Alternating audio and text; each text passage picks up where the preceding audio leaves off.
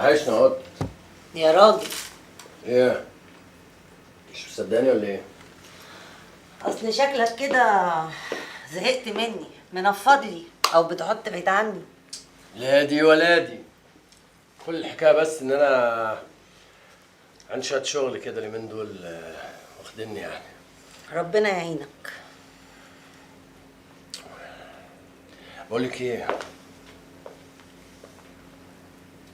تيجي جوه شويه كده.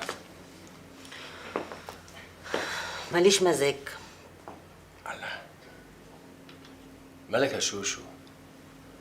انت مصدره لي الوش الخشب ليه من ساعه ما جيت؟ اصل بصراحه كده انا عندي مشكله وانت منفض لي مش لاقيك. عايزه فلوس. عايزه فلوس، عندك حق. على فكره عندك حق. انا فعلا مقصر معاك اليومين دول. اقول لك على حاجه؟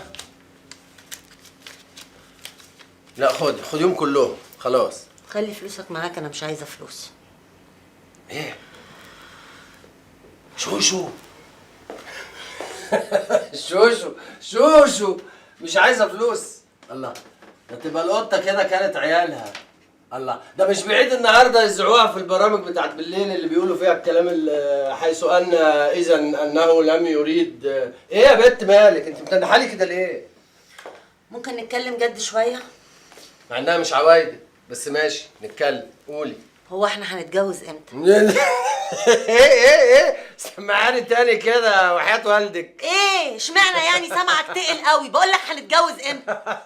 اصل الاسطوانه دي بقالي كتير قوي ما سمعتهاش من ساعه ما اتشرخت وقلت مش هتدور لي تاني. هو انا ما كنتش ناويه اقولها بس في ظروف جدت. ما هو كل مره بيبقى في ظروف جدت. المره دي غير كل مره. غير كل مره. غيرها في ايه بقى؟ انا حامل. حامل ايه؟ حامل ازاي يعني؟ ايه حامل؟ اتاكدت ازاي يعني انك حامل؟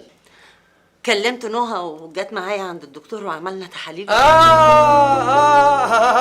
ده انت ونهى بقيتوا صحاب بقى؟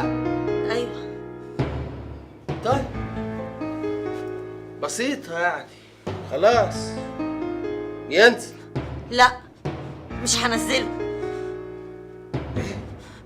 سمعيني كده عشان ما سمعتش. مش هنزله. هو ايه ده اللي مش هينزل يا بنت؟ انت هتضربني يا يوسف؟ هضربك واقتلك كمان واتويكي في اي حته زي اي كلبه، ما عادش اعرف لك طريق جره. خلاص يا يوسف انا تحت امرك، هعمل اللي انت عايزه. هديكي فرصه بكره. حاضر. بعد بكره تكلميني تقولي لي انا سقطت. فاهمه ولا مش فاهمه؟ انا ما اقدرش اجي اقابل اهل كريم لان مش مقتنع بفكره الجواز. يعني ايه مش مقتنع؟ امال بحبك يا ريم وبموت فيك يا ريم وما اقدرش استغنى عنك يا ريم، كل الكلام ده ايه؟ انا ما انكرش اني بحبك وما اقدرش استغنى عن وجودك في حياتي، لكن انا ضد فكره الجواز اصلا. ولا الحب يكمل ازاي؟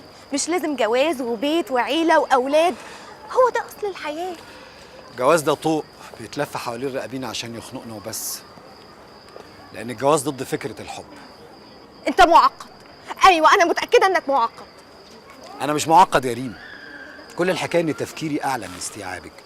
ببساطه انت مش فاهماني. لا انا فاهمك كويس جدا، انت بقى اللي مش قادر تفهم ان الدنيا دي فيها عادات وتقاليد ودين احنا بننفذ نصوصه. انت تتخيل كل ده رجعيه وتخلف، مش كده؟ انا كل اللي افهمه الانسانيات وبس. عارفه ليه يا ريم؟ لان دي اشياء ماديه ملموسه نقدر نعبر عنها. ايهاب خلاص مش هندخل في جدال ملهوش نهايه. من اللحظه دي انت في طريق وانا في طريق. ريم